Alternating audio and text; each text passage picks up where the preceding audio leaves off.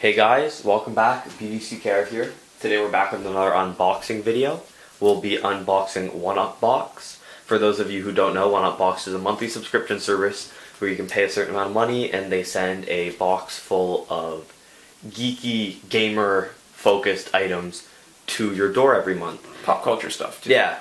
And so we have been given a copy of 1UP Box for the purposes of a review. Thank so you, as always, 1UP a Box. huge thank you to 1UP Box. Yeah. And let's get right into it. Since you're saying actually about the gaming and stuff, actually the thing is, gaming culture is actually now pop culture. Yeah.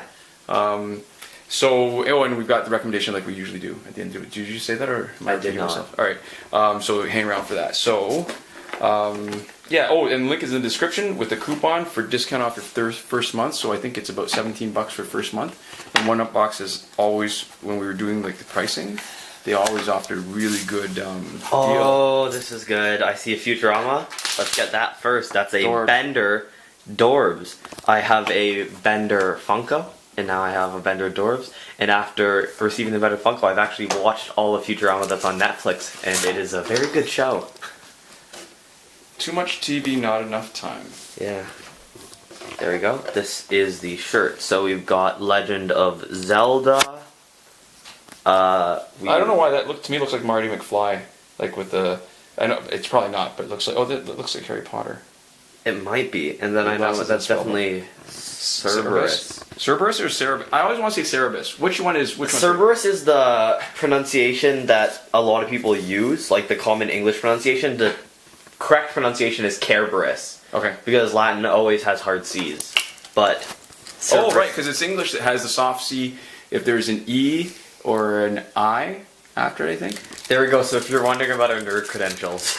Oh, and there's a little Zelda. Legend of Zelda keychain. Here. It's not. I think it's. Well, it might be a keychain, but it looks like it's one of like those a dangle that you can use to wipe the screen cleaner. Is it? Like this got a soft backing. Yeah. So it's Legend of Zelda, and then that's on the back. Oh, it's hard to get a focus, but it looks like microfiber. Yeah. Yeah. All right. Cool. Cool. I mean, the key part of this for $17.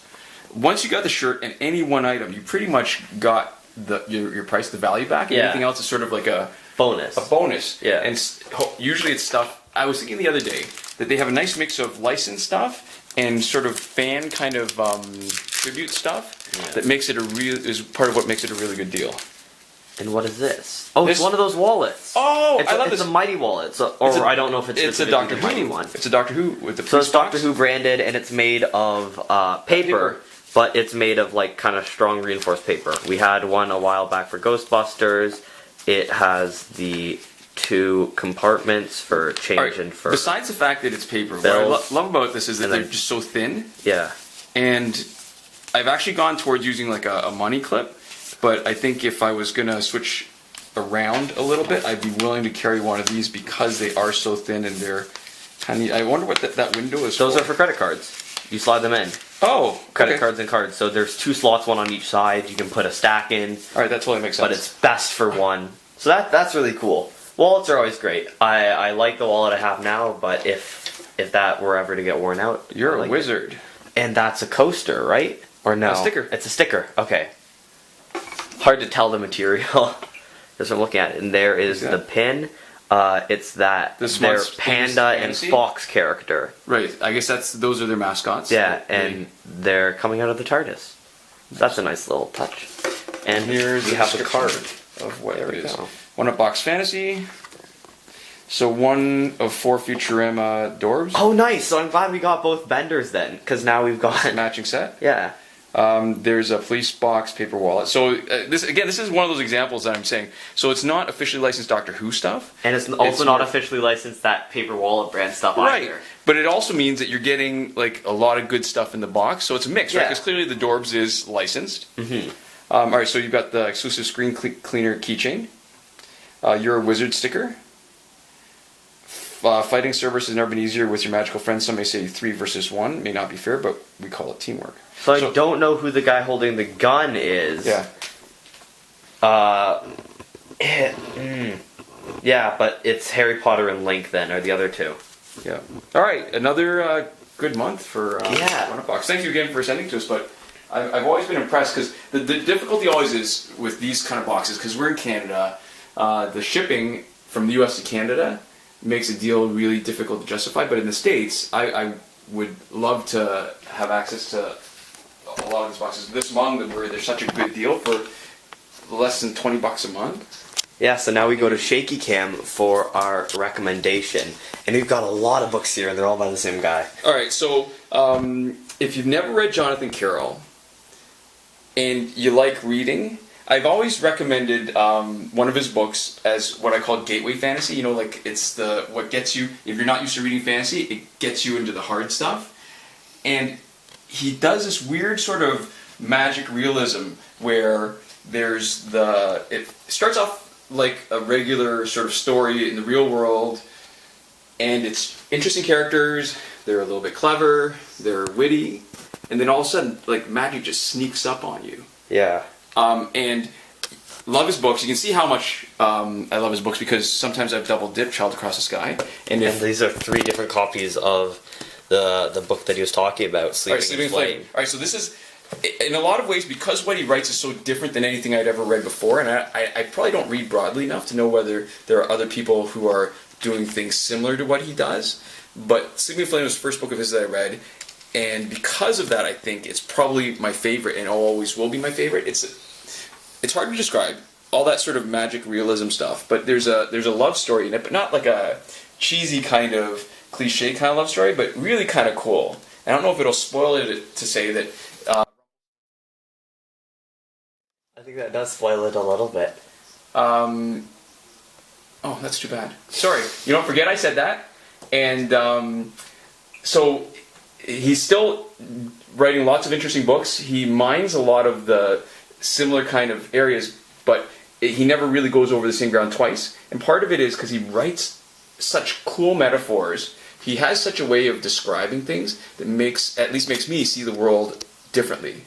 Like, in a lot of ways, to me, it's like Tim Powers, but not that kind of secret history, but more just that there's something underneath the surface of the world that's just ready to sort of pop out if you can just look at it the right way and see it or say the magic words or whatever. Yeah.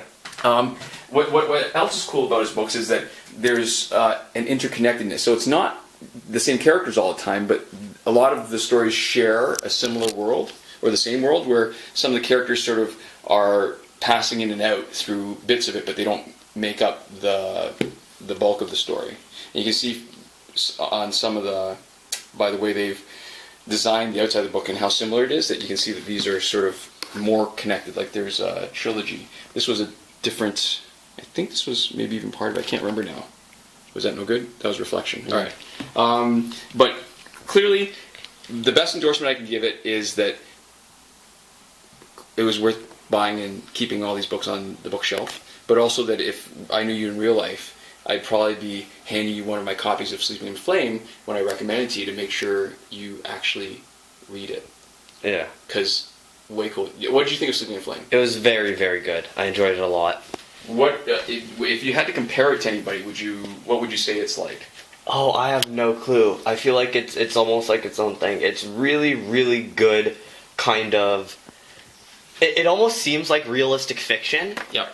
And then it goes straight to fantasy in like kind of out of nowhere. Okay. So I'd say the transition to fantasy is kind of like Tim Powers, and then the realistic fiction is, I don't know, like all right, maybe so Eric Walters. All right, that's funny.